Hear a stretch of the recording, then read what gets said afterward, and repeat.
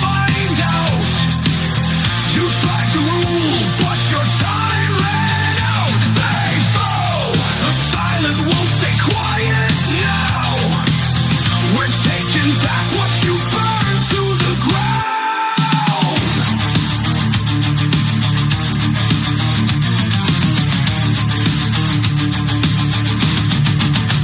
Censorship, lockdowns, all your control. Built your throne on a house of gold. Now you panic, now you cry. Tears don't work, truth don't lie. The games are done, the mask fell off. No more lies, we've had enough.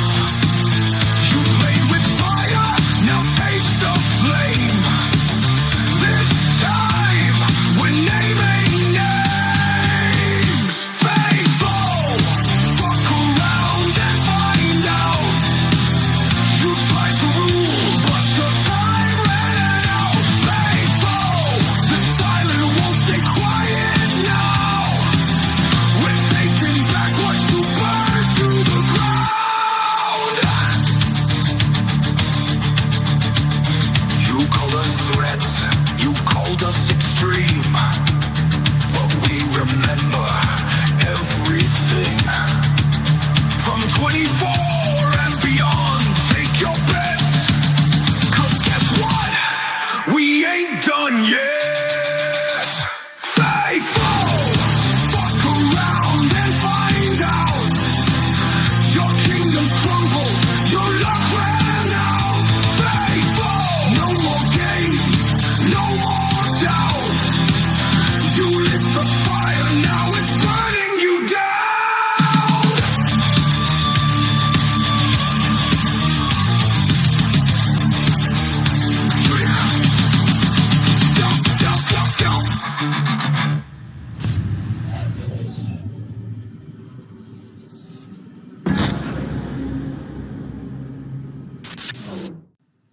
I've got to talk a slightly big picture so people can understand where we're going with this. But I'll work my way up. Trump said America first, but he also said, I want France to be France first, or, Uganda to be Uganda first. Look after yourselves. And everybody went, well, that sounds all right. I'm happy with that. But what's the problem? Why are those nations not in that position? Because they're controlled. And we'll get to the controlling aspect in a minute and the techniques very shortly. So forgive me if I wax lyrical just for a little bit. What are the problems? If you had to pick 5 problems that are preventing nations from becoming self-reliant, which is anathema to those that control the planet. The last thing they want are self-reliant, independent nations, and they will do everything to destroy it. And that's why they're doing this to the US. But what the controllers of the planet do is they ensure political instability, they ensure poverty, they ensure drug cartels and armed groups, right? Law and order issues, failing infrastructure, and a deficient healthcare system, whether it's private or public, makes no difference. So as long as you can keep that problem running in each of these countries, they will never become self-reliant. Now, why do they not want them to be self-reliant? Because the people that run the planet is not us. Never has been. until DJ Team, it would never look like it was going to be. Let's just go back in history. The British East India Company, in just 1 year, had a greater global revenue than, say, Ford and General Motors profits in 1970. And this is going back in time. The British East India Company. Now, for those that need a refresher on the history, these companies were set up, they were sent overseas as corporations, and the spice trade was amazing. So that's it kicked off as a legitimate enterprise to create wealth through providing a good or a service. Okay, and so these companies were set up, but they figured out it was a lot easier to make money. And I want you to think of a gang of pimps and drug dealers. That's all they are. That's all Great Britain became. And so what they did was they got opium. They took it to Kew Gardens in London, got the best opium there. Took it to India, where they could, where the tea manufacturers could turn their hand to optimizing the product of poppies, and then they sold it to China, and that was called, that was the Opium War. and they just stuck it in. And so Great Britain became, if it ever was, anything other than slave masters. And they, two cheers for Great Britain, if not three. But they started doing that, and they just became a bunch of pimps. So they're not particularly clever in terms of business. They're just pimps and drug pushers. That's all they were for the longest possible time. And so here we go. We have the British Empire. Now, the British East India Company was run by 300 people. They what's the word? They obeyed no borders. They obeyed no laws. They respect no boundaries. Now, here's a jump for you for everybody to understand the structure of this. The descendants of the 300 that ran the East India Company now comprise the Committee of 300 that run the world. And like their forebears, they respect no boundaries. They respect no laws. They approve everything. And as a sideline, when Gorbachev went to the US after the collapse of the Soviet Union and he set up his institute, he actually said live on TV, and this has been approved by the Committee of 300. Now, that clip has evaporated. That's how powerful this Committee of 300 is. Now, I mention it because unless you understand the Committee of 300, and I've been working my way up in terms of talking about who's running the planet, the Masonic filth have captured an absolute bunch of my time because they're the heavy lifters. They're the morons on the ground that do the work, right? But now the people of the earth need to, certainly I'm trying to spread the word in Oz. You've got to read Dr. John Coleman's book on the Committee of 300. He gives you chapter and verse of exactly what's going on. And if you want to be shocked, it's a great book. It's the best espionage war thriller you can imagine, and it's all real. So if you like a good read, if you like Robert Ludlum, you like, the Bourne series and the rest of it, this makes that look like kindergarten stuff. So the Committee 300, they run the planet. They select U.S. secretaries of state. Henry Kissinger was selected, all US secretaries of state are selected by the Committee 300.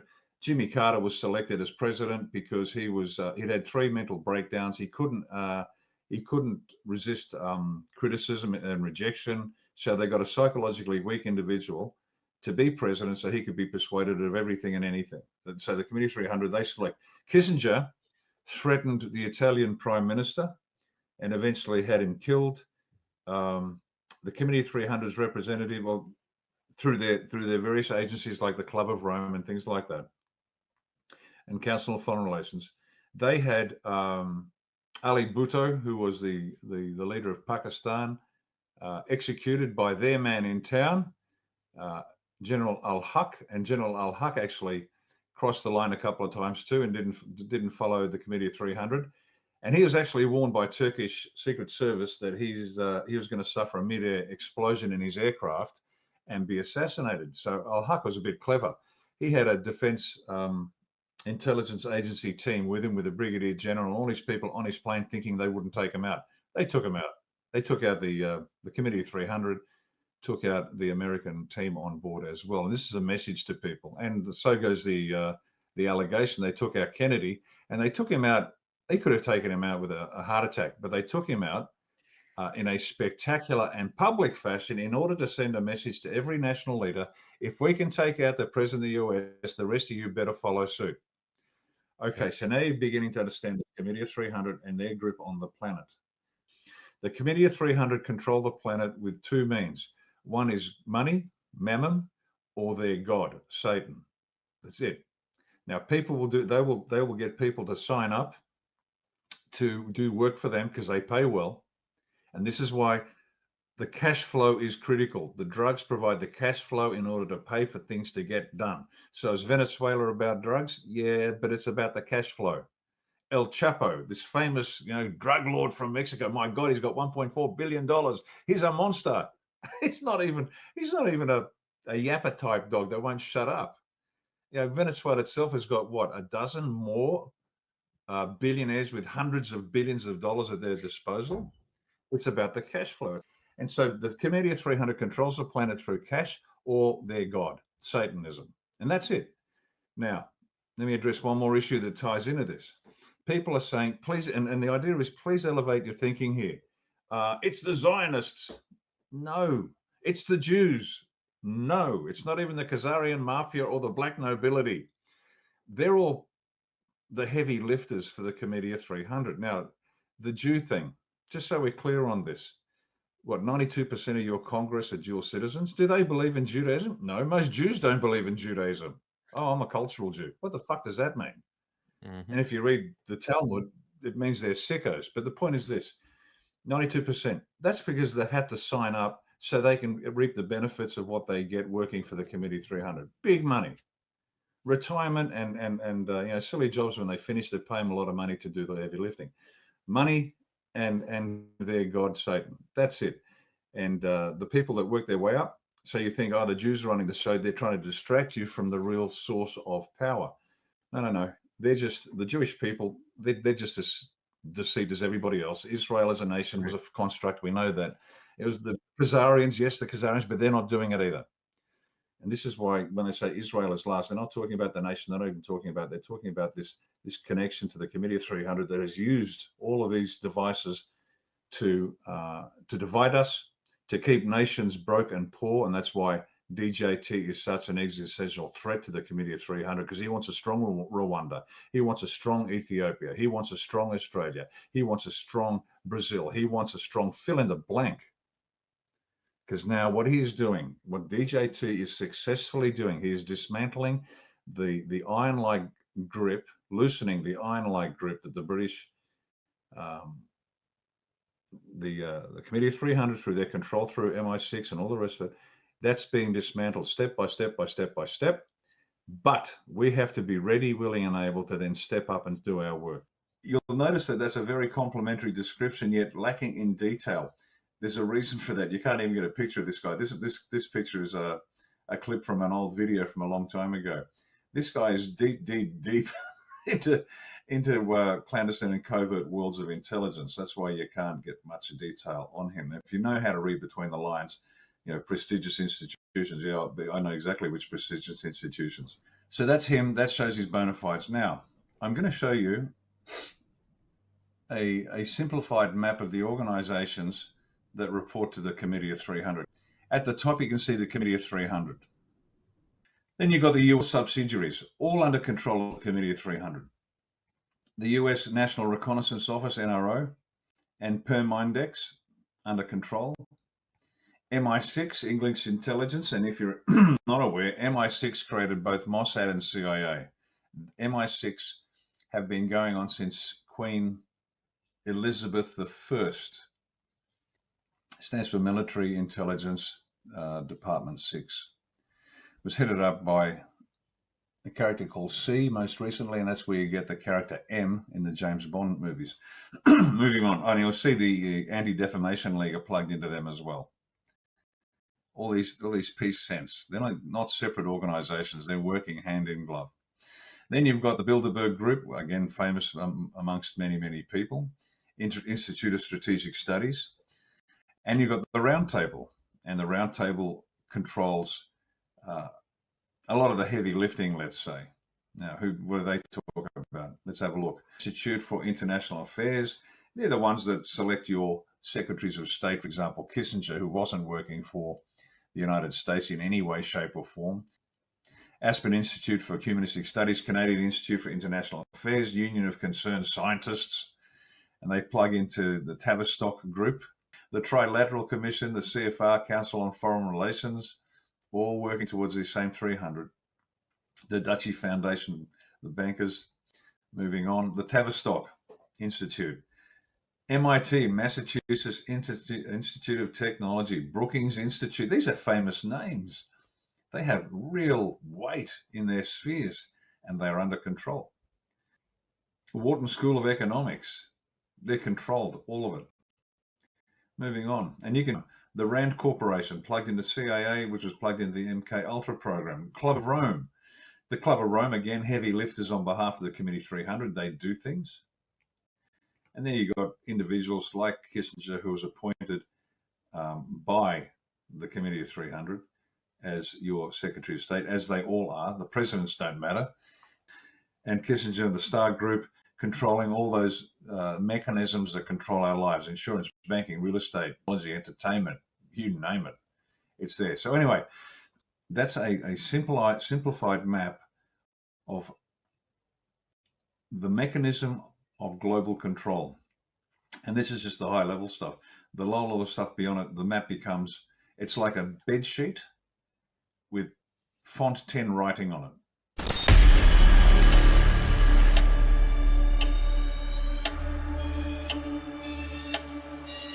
People should not be afraid of their governments. Governments should be afraid of their people. The American populace is facing an unconventional warfare scenario. This is information warfare.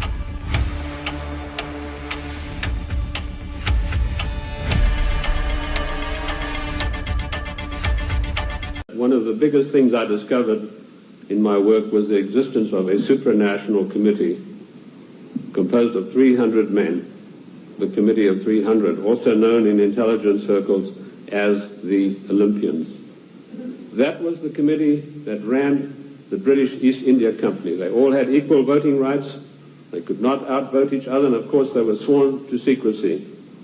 The descendants of the British East India Company today run the United States. These 300 men in the Committee of 300 still run the world today with an iron fist. Their wealth is untold, cannot be measured. That is how rich they are. And this is the committee that runs the world. This is a supranational body that knows no boundaries, respects the laws of no countries. The first time that they were publicly announced was by a German socialist by the name of Walter Rathenau. Now, I'll give you some background of Walter Rathenau. He was the financial advisor to the Kaiser of Germany, and he was also the financial advisor to the Rothschilds, the French family Rothschild. So he must have known what he's talking about. He made an astonishing statement in 1934. He said, there is a committee of 300 men that rule the world. They are known only to each other, and nothing happens without their consent. When former head of state Mikhail Gorbachev visited the United States a few years ago, flanked by George Bush and Quayle, he opened his Gorbachev Foundation in the United States. And he let slip, he said, this is being done with approval of the Committee of 300. CNN cameras were on him. They immediately switched. The federal government, the secret upper-level parallel government that runs the United States, does not want you to know that you have an upper-level parallel government that calls the shots, that dictates what is going to happen to your life and mine. The goals are a one-world dictatorship of the most brutal kind, and how they carry it out as they have these interface banks, insurance companies, mining conglomerates, every conceivable control in politics, including the Democrat Party of the United States, which is, of course, since 1980 behind closed doors at a secret caucus in Washington, D.C., the Democrat hierarchy took on the goals of the old Socialist Party USA, i.e., based upon the Communist Manifesto of 1848, a one-world government latterly called the New World Order. We have before us the opportunity to forge for ourselves and for future generations a new world order.